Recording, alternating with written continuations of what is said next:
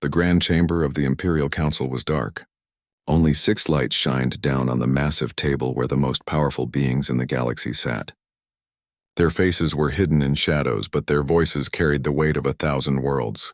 "The rebellion grows stronger each day," said the first voice, cold and sharp like broken glass.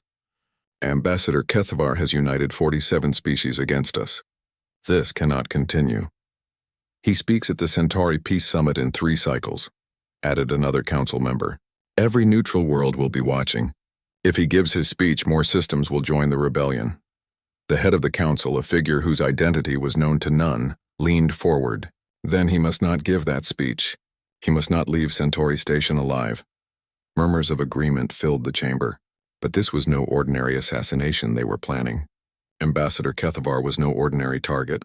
He had survived 7 previous attempts on his life. His security was the best in the galaxy. His ship had shields that could stop a battleship's guns. "We need the best," the council head said. "Contact the Void Wraiths." Even in this room of galactic tyrants, that name brought silence. The Void Wraiths were legends of death, 6 assassins from different worlds, each one a master killer. They had never failed a contract. Entire armies feared their names.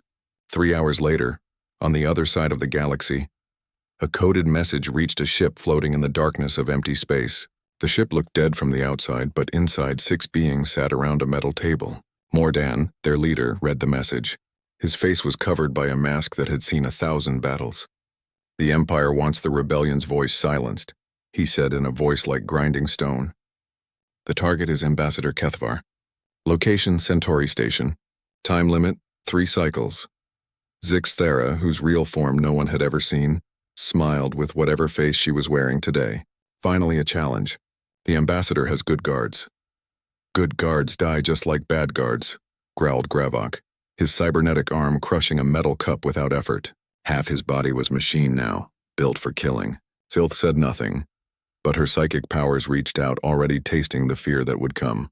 Beside her, Takar mixed poisons that could kill with a single drop. Vex flickered in and out of reality, her quantum abilities making her hard to see clearly. "The payment?" asked Morden. 50 million credits, came the reply. "Plus free hunting rights in 3 systems." The Void Wraiths had their answer. They always accepted Empire contracts. The Empire paid well, and they understood that some people needed to die for the galaxy to have order. But far away, on a small blue planet in an unremarkable solar system, a different kind of meeting was taking place. The message had come through channels so secret that only 5 people in Earth's government knew they existed. A rebellion leader needed protection. The galaxy's most feared assassins had been hired to kill him. In a simple office in Tokyo, Director Sarah Chen read the message twice. Around the table sat the heads of Earth's most secret organizations. Spies, soldiers, and specialists who protected humanity's interests in a galaxy that still saw them as newcomers. "The Outer Rim Rebellion has been good to us," Chen said. "They buy our technology. They vote with us in the Galactic Assembly. Ambassador Kethvar has personally stopped 3 trade wars that would have hurt our colonies." "What do other species offer for protection?" asked General Morrison. "The Altarians want to send a battleship. The Centauri offer quantum shields. The Vega Alliance has a full military escort ready." "And us?" Chen smiled. "We send 1 person." The room went quiet. Someone laughed. "1 person? Against the Void Wraiths?" "Not just any person," Chen said. She pressed a button and a hologram appeared. It showed a man in his 30s, average height, wearing simple clothes. He looked like he could work in any office, shop, or restaurant in the galaxy. Kenji Nakamura, age 34. Born in Kyoto, no military record. No special training visible in any database. Works as a cultural exchange coordinator. "That's it?" asked the general. "That's what his official file says," Chen replied. "His real file is much more interesting. Kenji comes from a family that has served Japan for 800 years. His ancestors were ninja when that word still meant something. When Earth joined the galaxy, we needed people who could move unseen, gather information, and protect our interests without anyone knowing we were involved." She pressed another button. The hologram changed, showing security footage from 12 different worlds. In each one, the same ordinary-looking man appeared for just a moment, always in the background, always looking like he belonged there. "In the past 5 years, Kenji has prevented 4 wars, stopped 7 assassination attempts, and gathered intelligence that saved 3 colonies.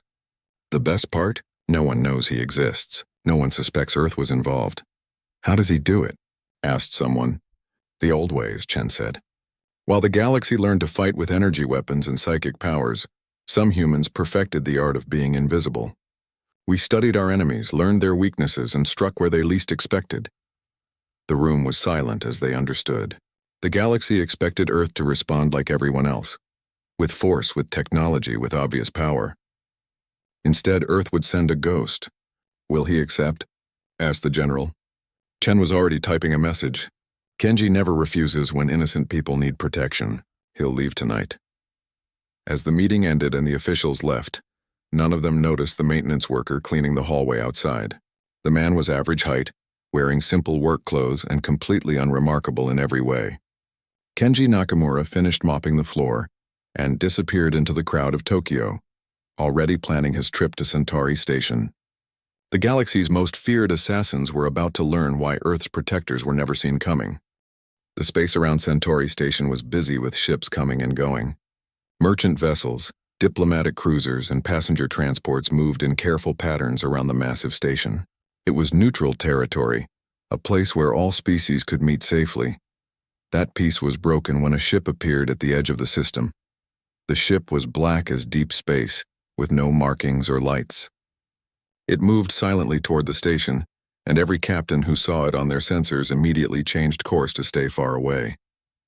They all knew what that ship meant. The Void Wraiths had arrived. On the station's docking bay, security officers watched nervously as the black ship landed. The bay cleared within minutes. Workers, travelers, and even other ships left as quickly as possible. Nobody wanted to be near when the galaxy's most feared assassin stepped out. The ship's door opened with a hiss.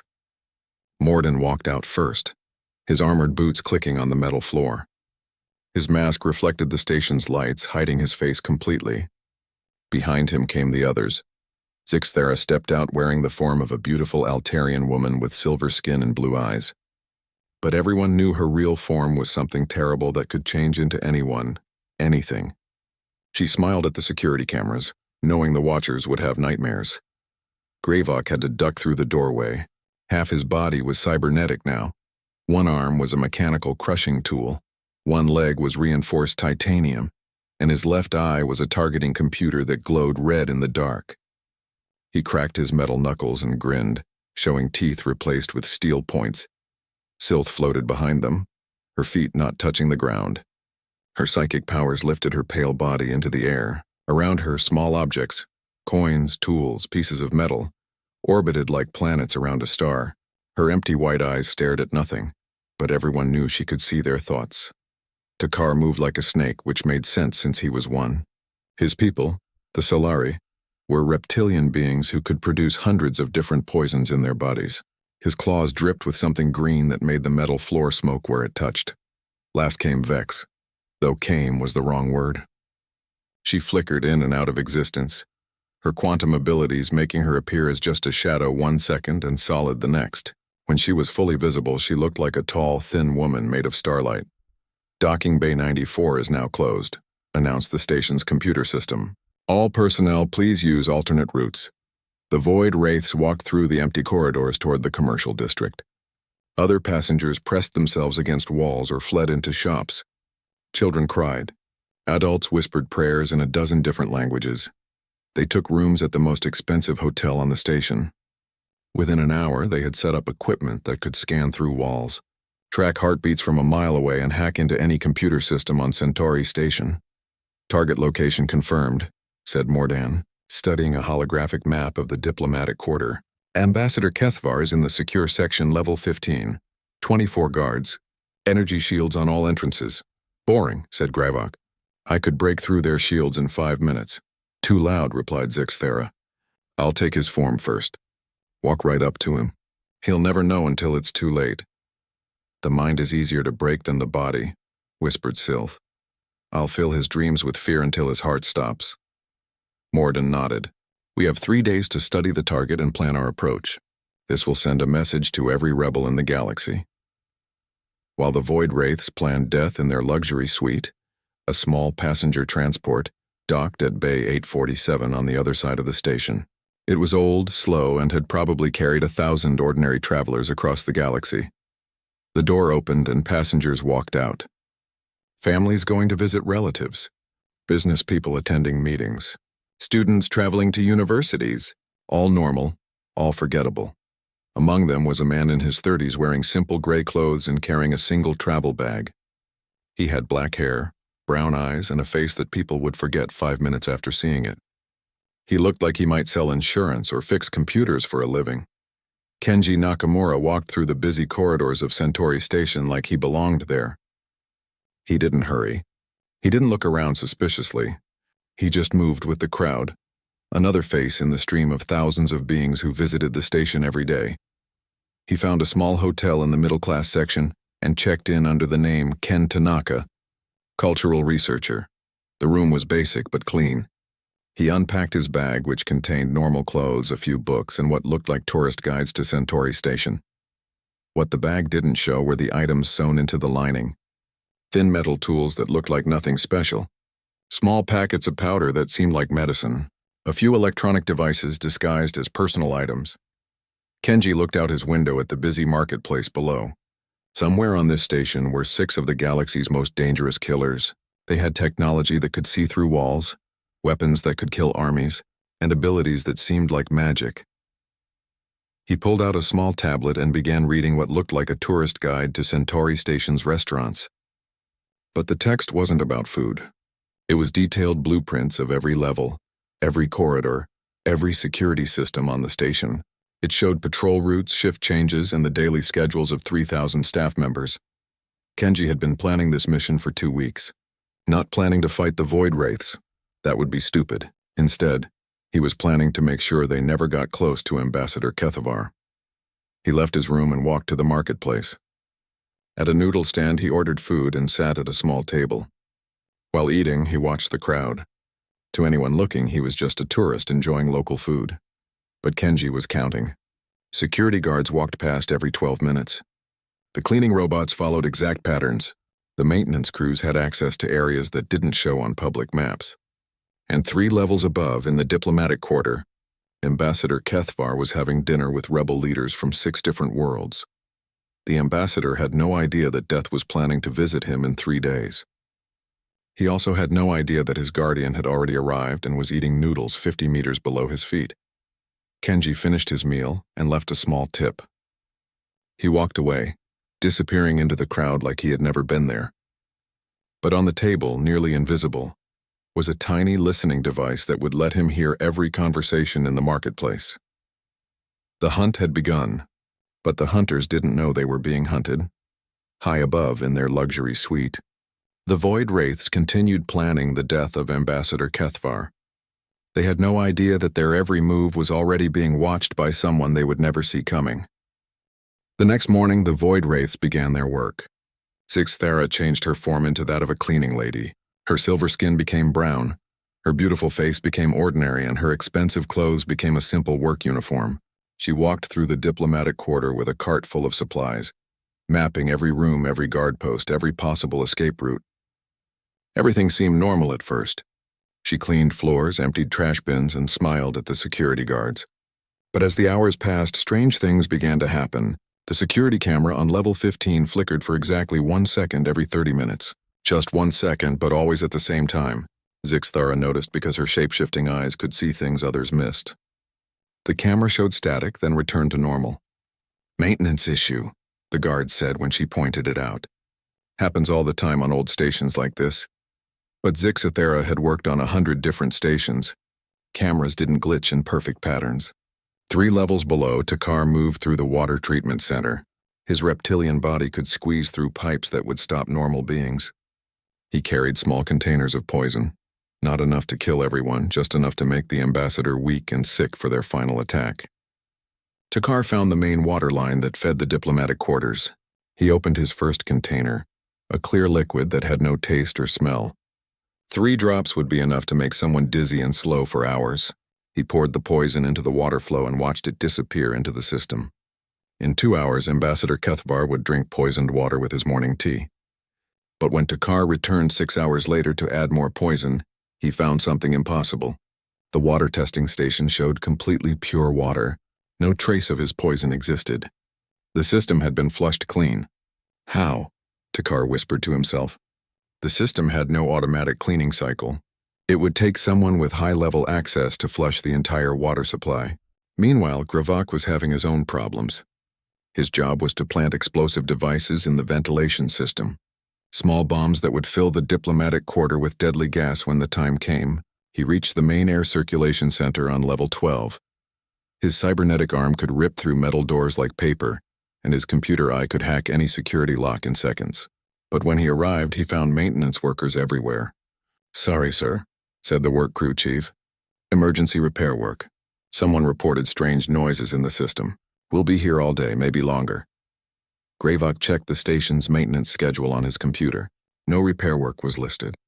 He contacted the station's central computer. "Maintenance request filed this morning at 0600 hours, came the reply. Reported by Environmental Safety Inspector K. Tanaka.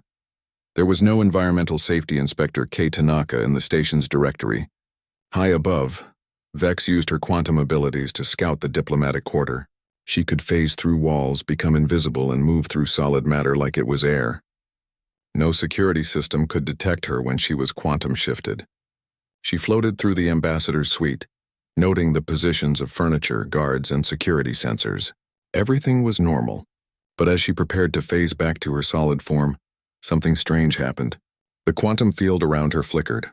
For just a moment she became visible again, standing in the middle of the ambassador's living room. The security alarm should have screamed. Guards should have come running. Instead, she heard a soft beeping sound. The room's environmental system was running a scheduled air purification cycle. The fan noise covered any sound she had made, and the air movement would explain away any quantum disturbance the sensors might have detected. It was perfectly timed. Too perfectly timed. Sylph decided to use her psychic powers to map the diplomatic quarter from the inside. She could read thoughts, sense emotions, and track living beings through walls using their mental energy. Her power was so strong she could count every person in the ambassador's security team without getting close. She sat in her hotel room and sent her mind out like a web, feeling for the thoughts of everyone in the area.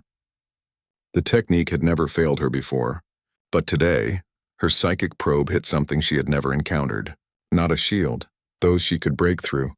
Not another psychic, those she could overpower. Instead, her mental touch found nothing. It was like touching empty space, but empty space that was somehow actively avoiding her. Every time she tried to focus on the diplomatic quarter, her psychic senses slipped away from it like water running off glass. The effort gave her a splitting headache.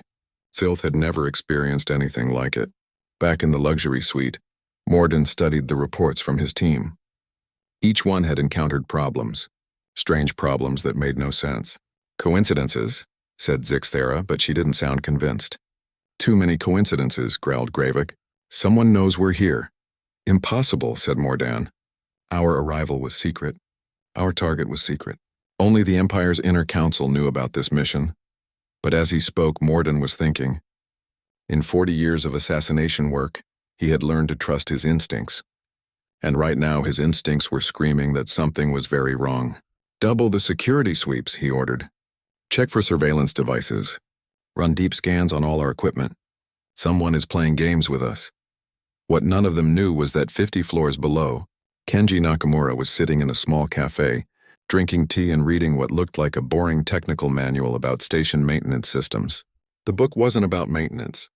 It was a detailed analysis of how to create coincidences, how to make security cameras glitch at the right moment, how to schedule fake maintenance work that would block access to critical areas, how to flush water systems without leaving electronic traces.